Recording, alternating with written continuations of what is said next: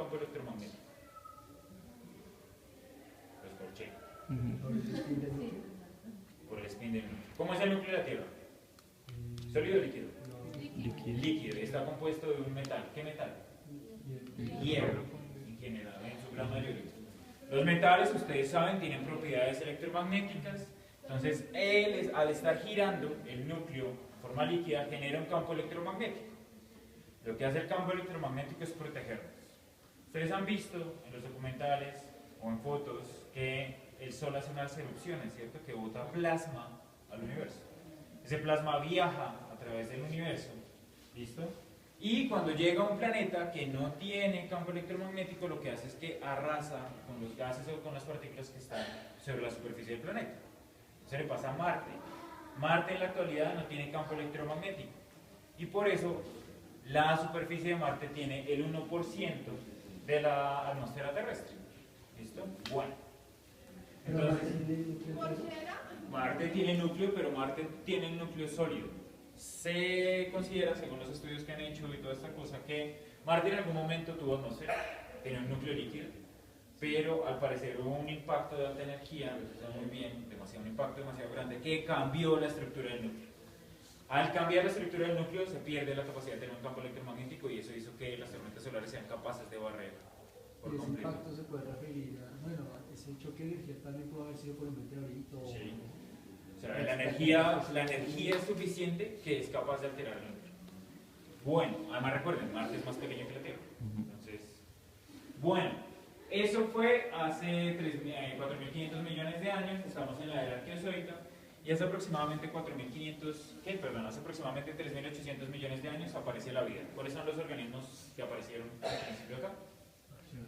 Las bacterias. Son los primeros organismos en aparecer y en la actualidad existen. Bueno, ¿qué han escuchado sobre el origen de la vida? ¿Cuáles son las hipótesis que hay sobre el origen de la vida? Hay varias. ¿Cuáles? La generación espontánea. La generación espontánea es una muy relacionada con el creacionismo. ¿Cuál más? La de Oparín, la del caso primitivo de Oparín. ¿Por ahí dijeron otra cosa? La de panspermia. Panspermia. Esa es la otra. Y la última que ha tomado mucha fuerza.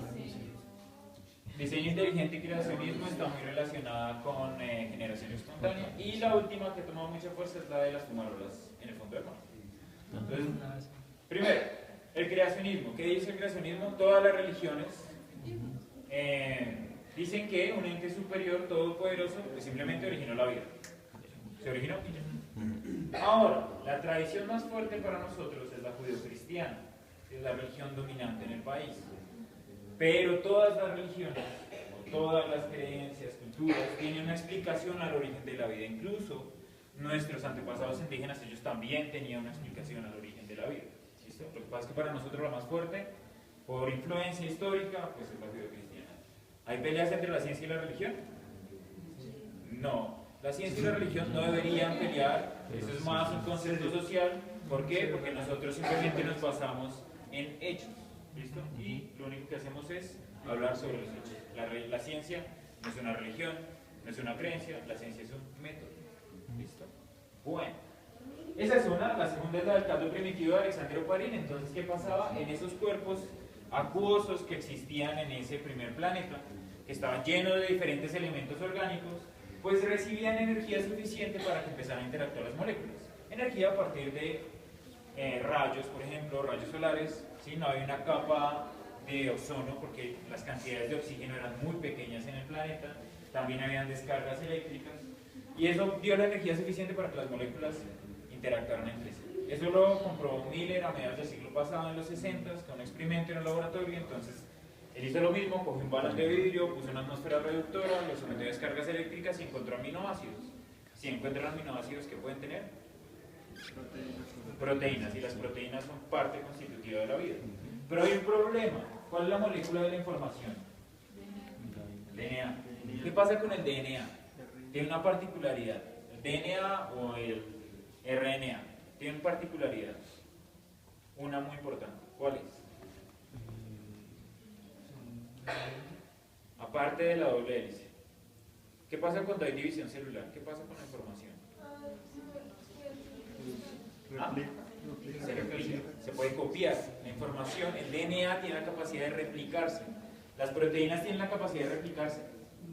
No. Y eso es lo que debilita la teoría de Oparin. No hay una molécula de la información. ¿Listo? Bueno, la última, que es la que ha tomado más fuerza, es la de las fumarolas alcalinas. Ustedes han visto en los documentales, en el fondo del mar hay como una chimenea, ¿cierto? Que está como un humito ahí en el fondo del mar. Bueno, eso pues no es humo, se ve negro y todo, pero no es humo. Es un material particulado que viene al centro de la Tierra, muy rico en diversos elementos. Y en esas fumarolas por dentro lo que tiene son unas cámaras. ¿Listo? Entonces todos esos elementos van saliendo y se van acumulando en esas cámaras. ¿Listo? Empiezan a acumularse y empiezan a aislarse al estar encerrados. Y por fuerzas moleculares entonces empiezan a interactuar y aparecen así los primeros organismos. Rastrear el origen de la vida es extremadamente complicado, primero porque pasó hace mucho tiempo, segundo porque la fosilización es un evento muy complicado, más de organismos que no tienen estructuras sólidas, como las bacterias. Entonces, por eso es bastante complicado, pero no hace mucho, hace aproximadamente un mes, hay noticias de registros de bacterias de hace 3.800 millones de años en estas zonas de fumarolas alcalinas, lo cual le ha dado mucho más fuerza a esta última hipótesis sobre el origen de la vida. Bueno, así continuamos llenos de bacterias durante los próximos 2.000, 2.300 millones de años. Las bacterias aparecen, se diversifican, hay unas que son capaces de hacer fotosíntesis, hay unas que se alimentan de azufre, otras de nitrógeno. La vida empieza a diversificarse. ¿Listo? El planeta empieza a estabilizarse, empieza a enfriarse, hay agua como vapor de agua, ese vapor de agua empieza a condensarse, empiezan a aparecer los primeros cuerpos acuáticos. Y hace aproximadamente 2.300 millones de años aparece la célula eucariota. ¿Qué es una célula eucariota? Que tiene núcleo definido. ¿Son eucariotas? ¿Ustedes son eucariotas o procariotas? Eucariotas. Muy bien. Si no serían bacterias. Bueno. ¿Cómo aparece la célula eucariota? ¿Qué han escuchado sobre la aparición de la célula eucariota? La teoría endosimbiótica. Bueno, ¿y qué es esa vaina de la teoría endosimbiótica? Eso.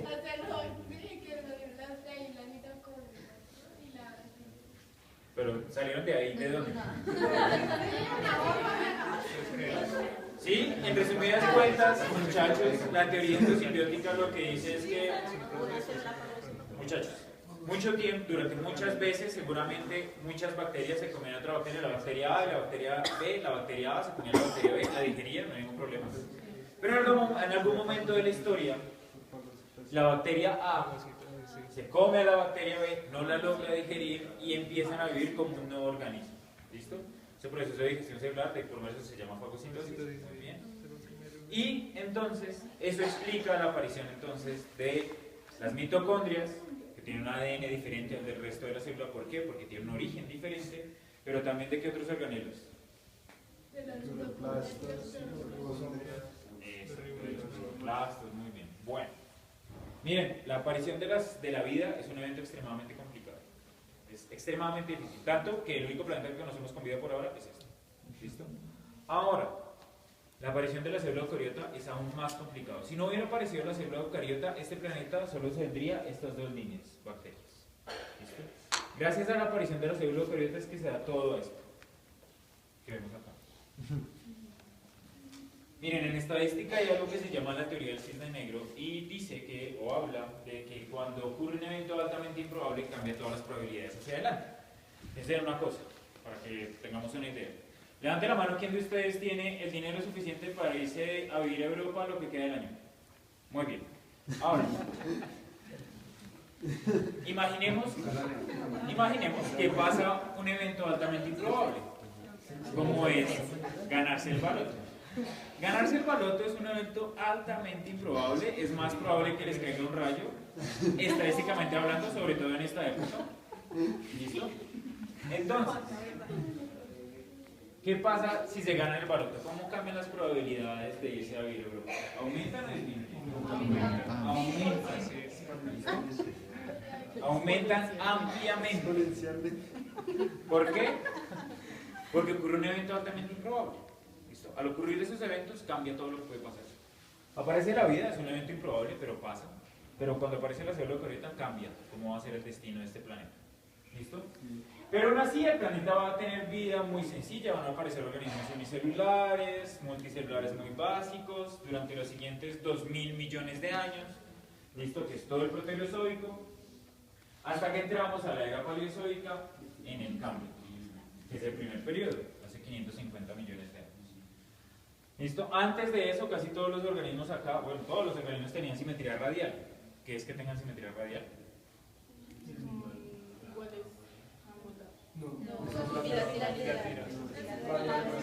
¿Seguros? ¿Qué es simetría radial? Lo que dijo su compañera no está tan alejado de la realidad. Cuando ustedes tienen un organismo de simetría radial y ustedes tienen un eje de corte, ustedes lo cortan por un eje y a un lado tienen lo mismo que al otro. Ustedes tienen simetría bilateral. Si ustedes los cortan por la mitad, ¿tienen a un lado lo mismo que el otro? ¿Sí? ¿Tienen dos corazones? ¿Tienen? No. Nosotros tenemos simetría bilateral. ¿Listo? Bueno. Entonces entramos al Cámbrico y en el Cámbrico se da un evento extremadamente particular del cual todavía no tenemos una explicación y es la gran explosión del Cámbrico.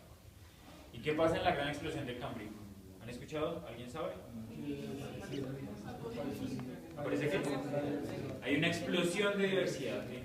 Lo que pasa es que durante este planeta, durante los últimos 2000 millones de años, el planeta es muy simple en su organización, en la vida. ¿Listo? Y hay un aumento en la complejidad y un aumento en la diversidad. ¿Listo? Y aquí en el Cámbrico aparecen todos los antepasados de absolutamente todos los filums que han existido en el planeta, incluso los que están vivos hoy y los que ya se extinguieron. ¿Listo? Entonces, por ejemplo, nosotros somos mamíferos, los mamíferos hacen parte de un grupo más grande, ¿que es cuál? Cordados, es el grupo más grande. ¿Sí? Mamíferos, vertebrados, cordados. Listo. ¿Qué es una de las particularidades de los cordados? Todos los cordados entonces desarrollan una notocorda durante su proceso embrionario, que es la que va a dar origen después al tubo nervioso dorsal. Eso es característica de absolutamente todos los cordados, entonces son mamíferos, reptiles, aves, listo.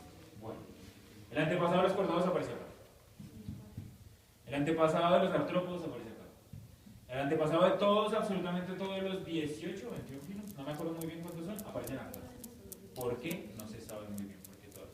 Hablamos de explosión del Cámbrico, no piensen que es en una década, no, hablamos de una explosión en donde duró varios millones de años, o cientos de años, ¿listo? Bueno, eso fue en el Cámbrico, a finales del Cámbrico hay una pequeña extinción, y pasamos al siguiente periodo que es el Ordovícico. En el Ordovícico aparecen las que van a ser precursoras de las plantas terrestres, que son las algas verdes, ¿listo? Bueno, los moluscos empiezan a diversificar también, los invertebrados. En el Ordovícico entonces ya tenemos un evento grande de extinción, una extinción masiva. ¿Qué es una extinción masiva?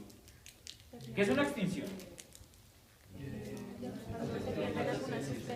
Desaparece una especie. Todos los individuos que pertenecen a una especie desaparecen por completo. Cuando hablamos de una extinción masiva es que no desaparece una, sino un gran número de especies.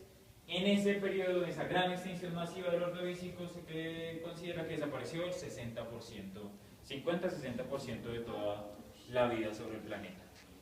¿Listo? ¿Qué pasa con los animales o con los grupos que sobreviven? No solo con los animales, sino con las plantas. ¿Qué pasa? ¿Por qué sobreviven?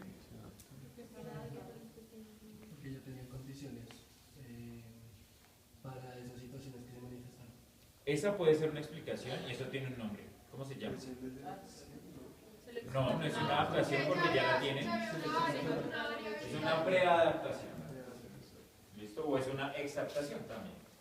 Bueno, lo otro es que se adaptaron, lograron adaptarse a los cambios. ¿Listo? Lograron responder rápidamente. Los animales o los grupos de organismos vivos que se extinguen es porque muchas veces los cambios o las presiones son tan fuertes que no tienen la variabilidad o no son capaces de responder rápidamente y se extinguen. Bueno, eso pasó en el Ordovícico. Pasamos al Silúrico hace 438 millones de años.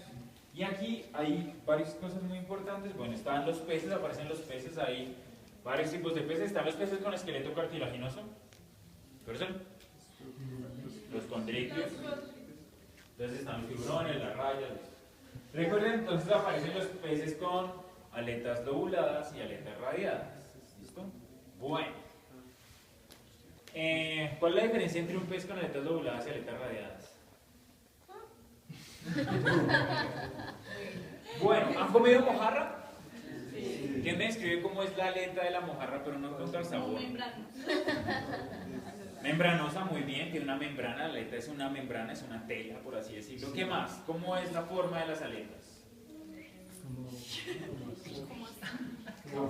¿Cómo así? ¿A qué se les parece? ¿Con qué la asemejarían? ¿Cómo qué? ¿En la forma?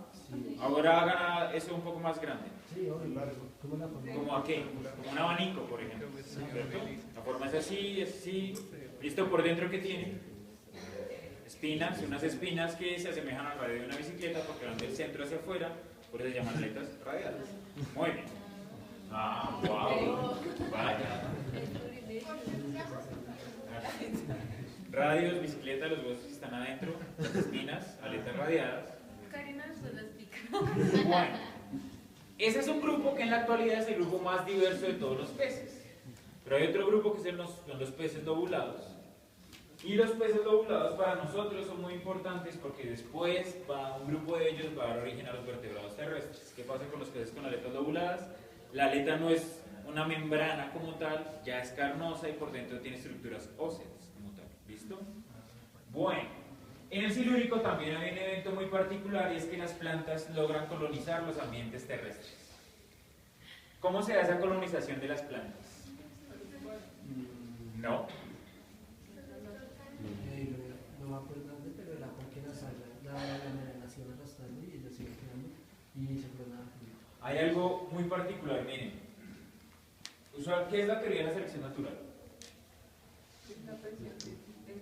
¿Qué decía Darwin? ¿Qué decía ese señor que todos los biólogos hemos estudiado, leído, que nos habla desde que entramos a Los la más carrera? aptos son los que sobreviven a las condiciones Que el ambientales. medio es el que selecciona a los individuos. El medio hace un proceso de selección, sobreviven los que son capaces de adaptarse a esas presiones de selección.